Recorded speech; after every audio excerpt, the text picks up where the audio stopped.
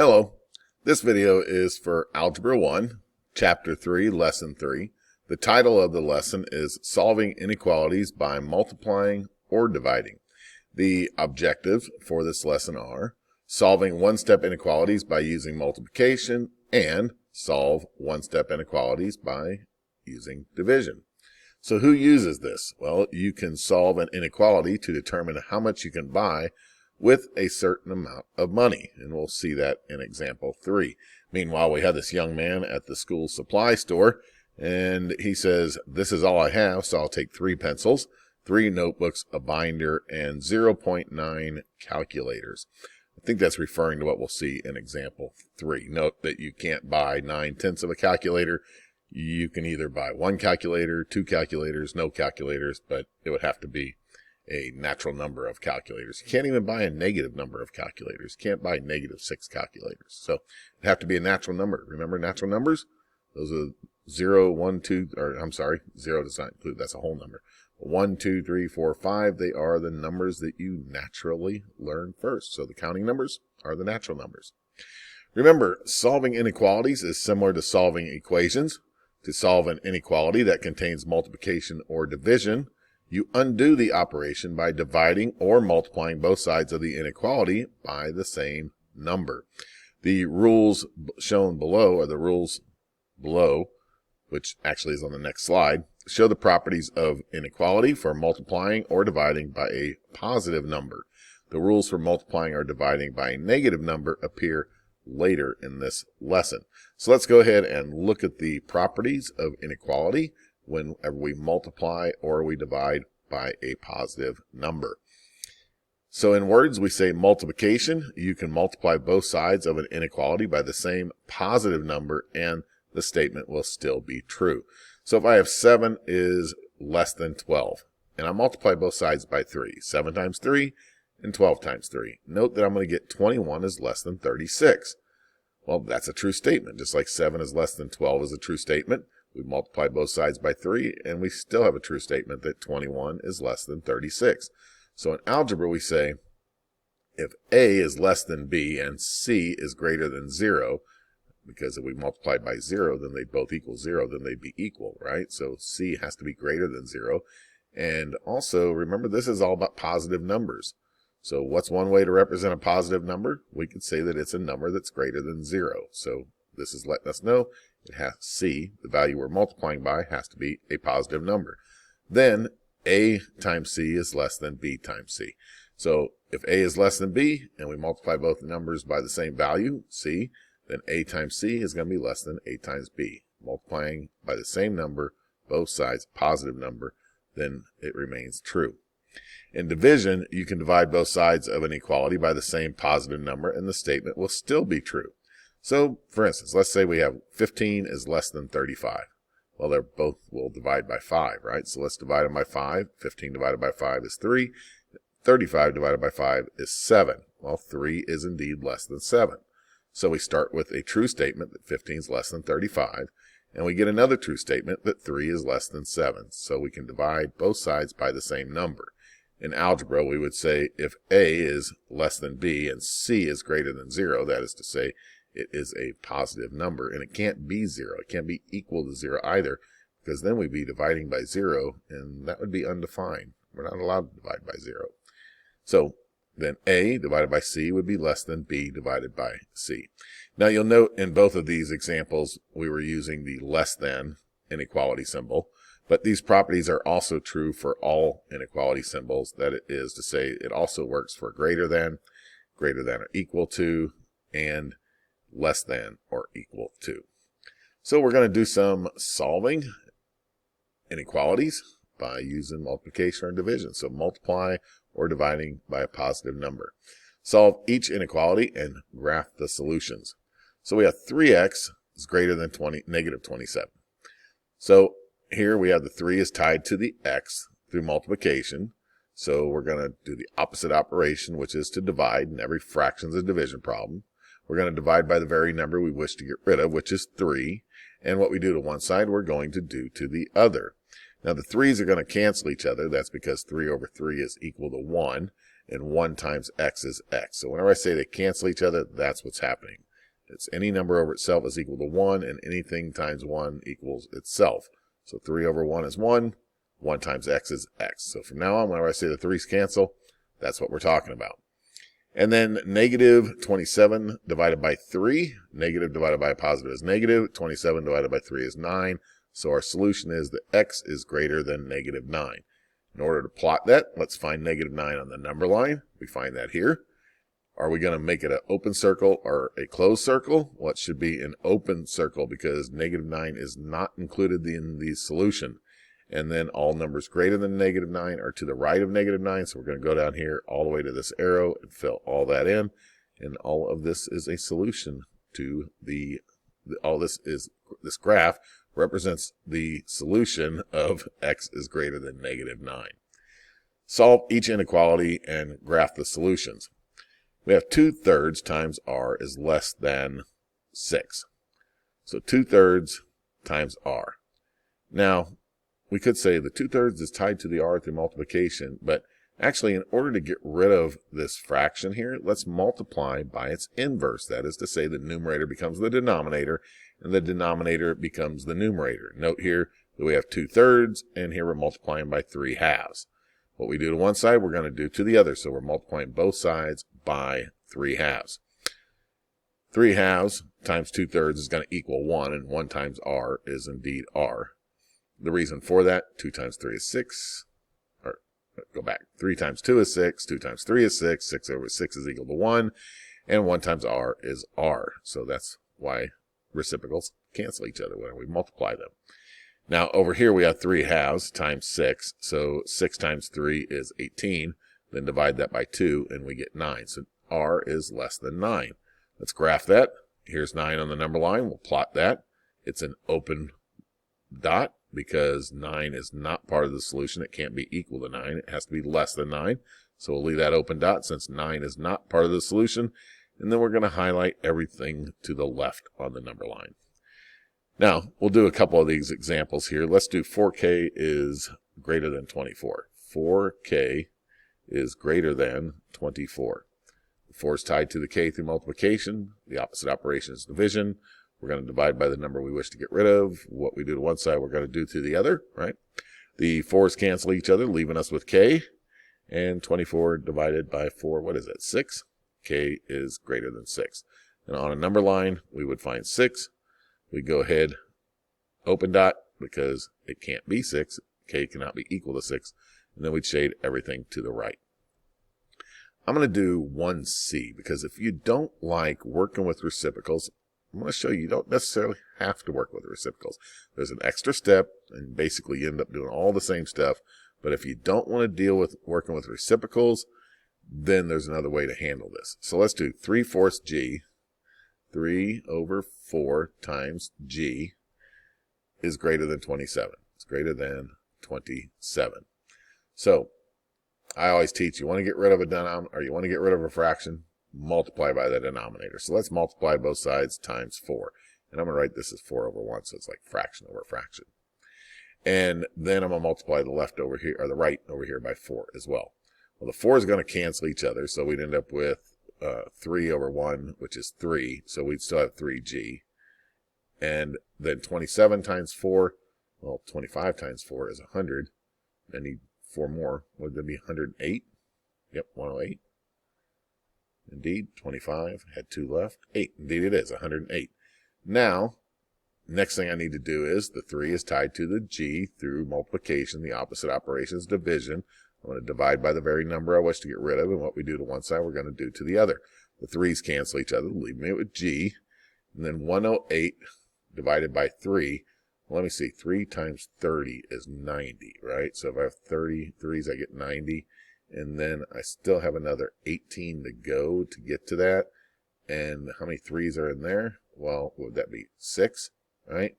So it's 36. So in this case, 108 divided by 3 is 36. G is greater than 36.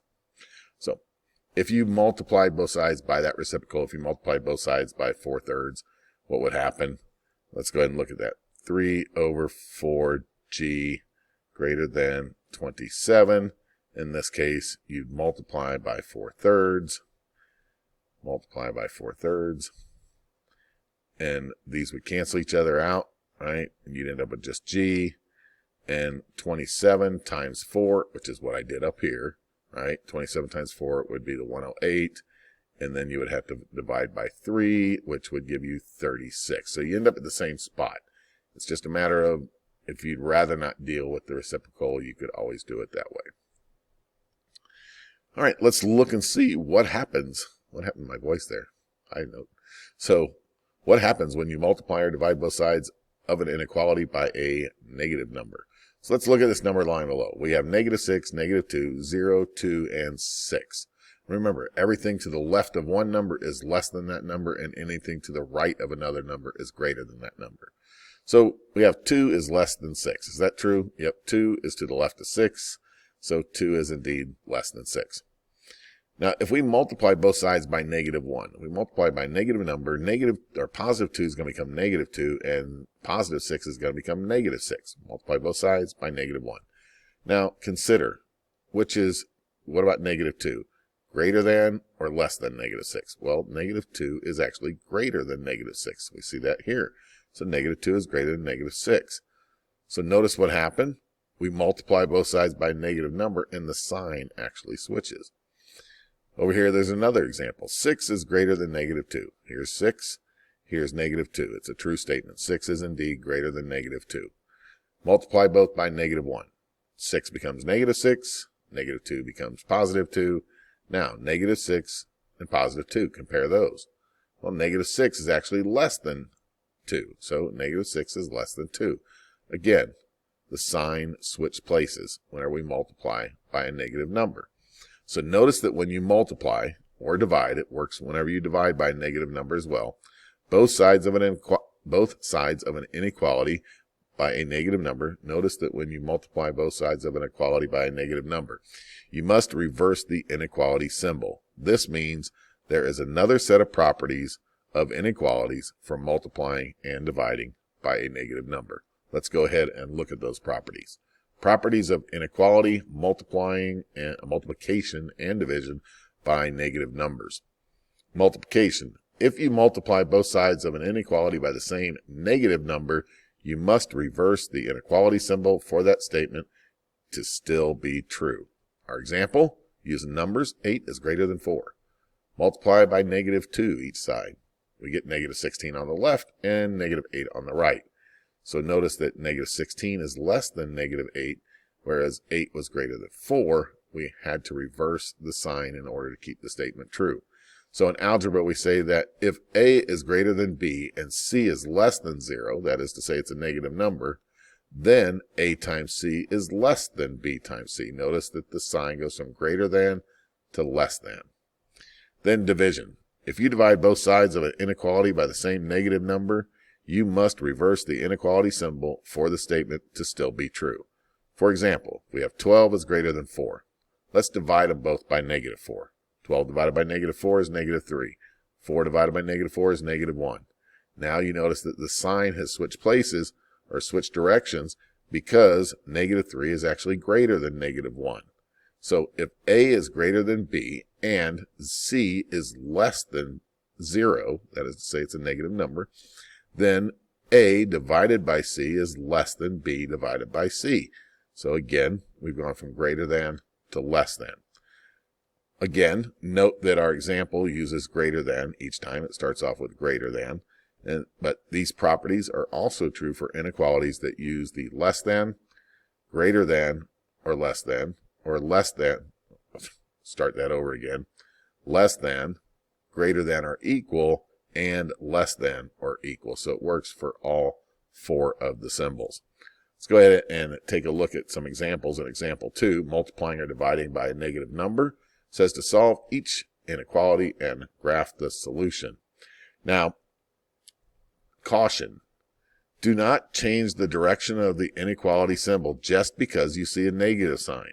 For example, you do not change the symbol when solving for x is less than -24, because to solve this we would divide by a positive number. So just because you see a negative number does not mean to change the sign. You actually have to have a negative number.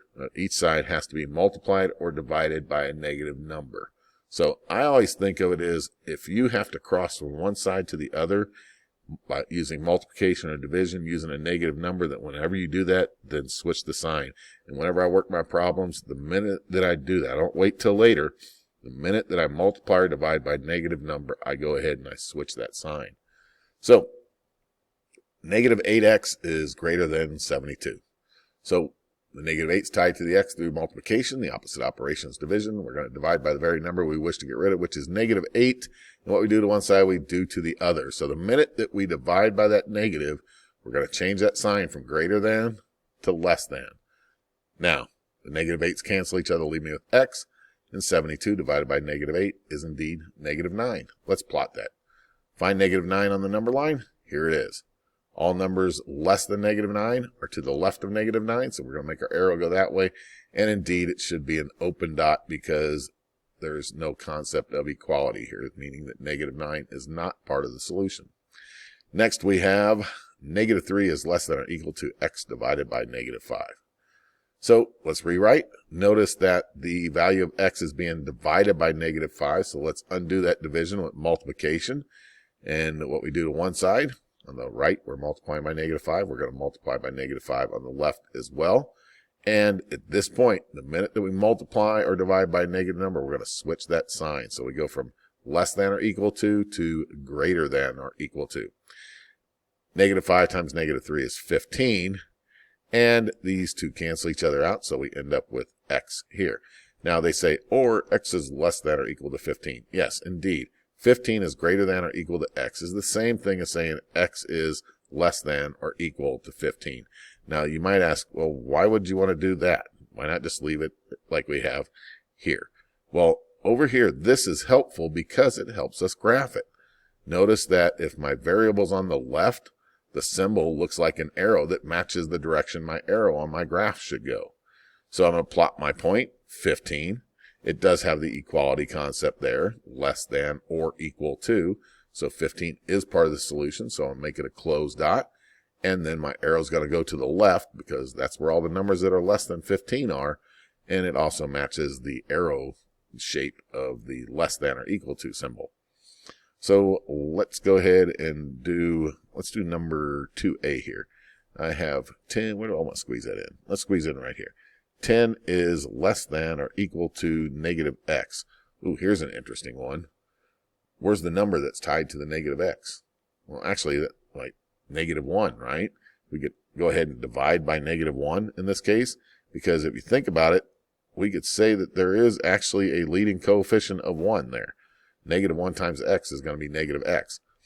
So we actually want to divide by negative 1.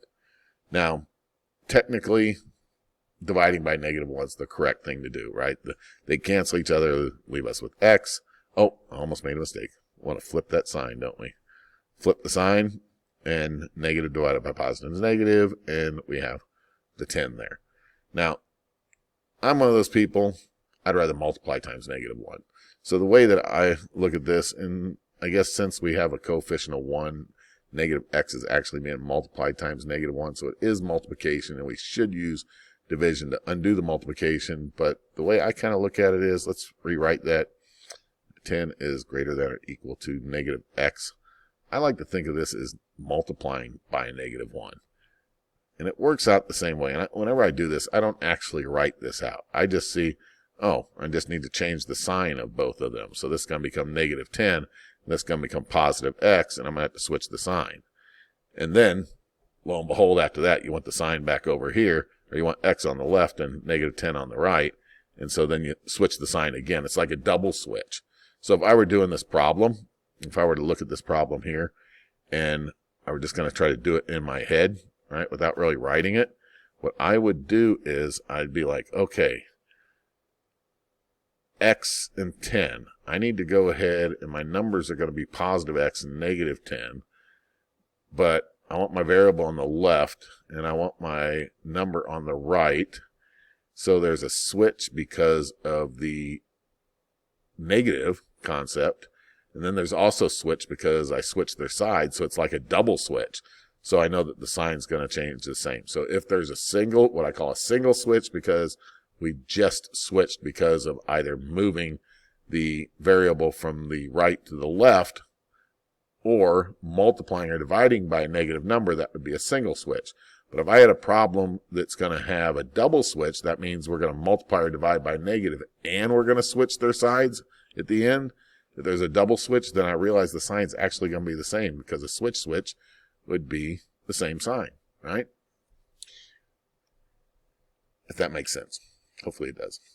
All right. Ryan has a $16 gift card for a health store where a smoothie costs $2.50 with tax. What are the possible numbers of smoothies that Ryan can buy? So let's represent S. Let S represent the number of smoothies that he can buy. We know that every time he buys a smoothie, it's $2.50, so the cost is going to be $2.50 times the number of smoothies that he gets. And since he can only spend up to $16, or at the most, we're going to use less than or equal to, because what's on the left has to be less than or equal to what the gift card's worth, which is 16. So we have 2.5 times S is less than or equal to 16. And we have that written here. Actually, they leave it as 250. You could have made it 2.5, but it's money, so I guess they left the hundreds place there. So we end up with 2.50 S is less than or equal to $16. Let's divide both sides by the 250. And $16 divided by 250 is 6.4. And then these cancel each other, leaving us with just S. So S is less than or equal to 6.4. Now notice that we don't have that hundreds place there, because we're no longer talking about money. We're talking about the number of smoothies that Ryan can buy. And note that Ryan cannot buy part of a smoothie. He has to buy an entire smoothie. This is like at the beginning, the young man that wanted to buy 9/10 of a calculator. Can't do it. You got to buy the whole calculator. And likewise, you go to a smoothie shop, and for the most part, I'll want you to buy an entire smoothie, not just half of one, right? So you can't really buy 6.4. And it has to be less than 6.4. So he can buy either 0, 1, 2, 3, 4, 5, or 6 smoothies. And that brings us to our guided practice. Let's pick out a few of these. Let's do this first one here. 3b is less than 27. So 3 is tied to the b through multiplication. Let's use division to undo it, and let's divide by the actual number we want to get rid of, which is 3.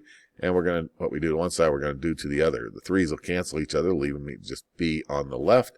And 27 divided by 3 is 9. So b is greater than 9. And no, we are not going to graph the solutions. Let's look for another one. Let's try number 3 over here. D over 3 is greater than 6.